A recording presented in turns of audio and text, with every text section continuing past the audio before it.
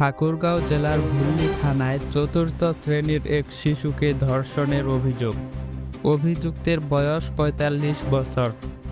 ধর্ষণের পর ক্ষমা চেয়ে বিয়ের প্রস্তাব দেন অভিযুক্ত।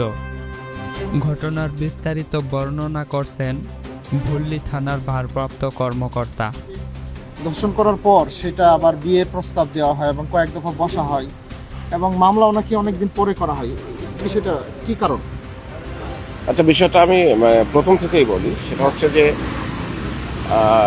মেয়েটা হচ্ছে চতুর্থ শ্রেণীর ছাত্রী। চতুর্থ শ্রেণীর ছাত্রী হলে আসলে তার বয়সের গ্রোথটা কিন্তু আসলে বেশি, বয়স 12-13 হবে।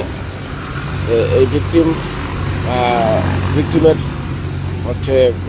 ভিকটিমটা হচ্ছে 3 বোন, সে হচ্ছে সবচেয়ে বড়। তার বাবা এখানে সেলিম জুট মিলে চাকরি করে, আর মা হচ্ছে ঝিয়ের কাজ করে, প্লাস কখনো কখনো কৃষি জমিতেও কাজ করে, মানুষের কৃষি জমিতে দিনমজুরের কাজও করে। তো বাবা মা দুজনেই সকালবেলা কাজ করতে গেছে।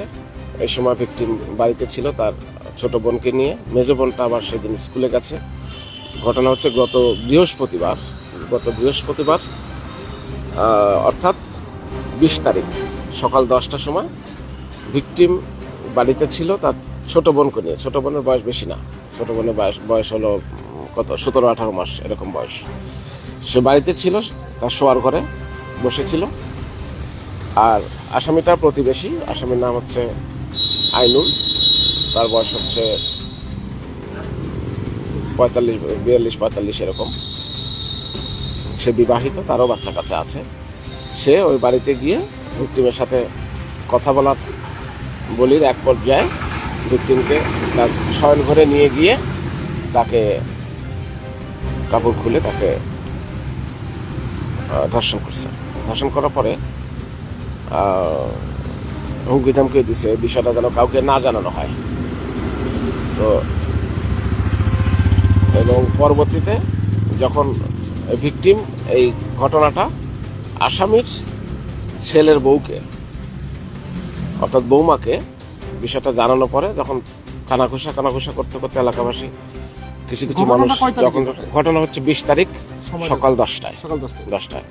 তারপরে কানাঘুষা যখন শুরু হয়েছে তখন আসামি নিজেই ভিকটিমের মাকে মোবাইল ফোনে ফোন দিয়েছে। ফোন দেওয়ার পরে বলেছে যে যা হয়েছে এলাকাবাসীও তো জেনে গেছে, তো আপনার মেয়েকে আমি বিয়ে করতে চাই। এই ঘটনাটা ভিকটিমের মা আবার মোবাইলে রেকর্ড করে রেখেছে। সেই রেকর্ডিংটা আমাদের হাতে এসছে, ঘটনা সত্যতা আছে। পরে গতকালকে যখন ভিকটিম এবং ভিকটিমের মা থানা আসে, ভিকটিমের মার আমরা লিখিত নিয়েছি। সেই লিখিত নেওয়ার প্রেক্ষিতে আমাদের থানায় একজন আসামির বিরুদ্ধে আমরা নারী শিশু নির্যাতন দমন আইনে মামলা রুজু করেছি। আসামি এখনো পলাতক আছে, তাকে গ্রেপ্তারের জন্য আমরা অভিযান চালাচ্ছি। আচ্ছা, এই যে ঘটনা থেকে এত ডিস্টেন্স সময়, এটার কারণটা কি? কারণটা হচ্ছে ভিকটিম বাবা মা একেবারেই হতদরিদ্র। যেমনটা বললাম যে মা হচ্ছে ঝিয়ের কাজ করে, সেও, আর তার বাবা হচ্ছে জুট মিলে কাজ করে, আবার কখনো কখনো দিনমজুরের কাজও করে। তারা লেখাপড়া জানে না, নিরক্ষর, আর এসব আইনগত বিষয়গুলো তারা জানে না। আর এটা নিয়ে আসামিও বিভিন্ন জায়গায় দেন দরবার করেছে বিষয়টা কীভাবে সুরাহা করা যায়, কিন্তু আশেপাশের যারা সচেতন ব্যক্তি তারা বলছে যে না, ধর্ষণের ঘটনা কখনো এটা মীমাংসার যোগ্য নয়। বসার পরে আমি যতদূর জেনেছি তাতে বসছে, কিন্তু এলাকাবাসী বা সচেতন ব্যক্তি বলছে না, ধর্ষণের যেহেতু ঘটনা, এটা মীমাংসা কোনোভাবেই হবে না, বিয়ে দেওয়া হবে না, পাশাপাশি দেওয়া হবে না।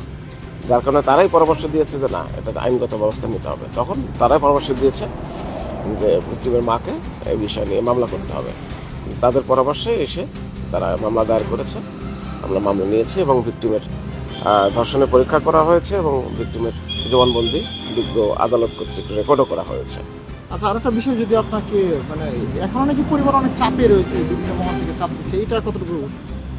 এটার আমার কাছে এরকম তথ্য নাই।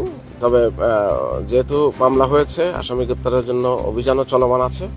ভিকটিমের পরিবার নিরাপত্তার বিষয়টি আমরা যথাযথভাবে আমরা দেখব।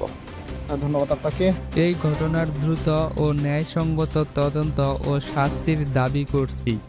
শিশুদের নিরাপত্তার জন্য সবাইকে সচেতন হতে হবে। স্থানীয় সংবাদ ও আপডেট পেতে চ্যানেলটি সাবস্ক্রাইব করুন। জমির উদ্দিন, আলোকিত পঞ্চগড়।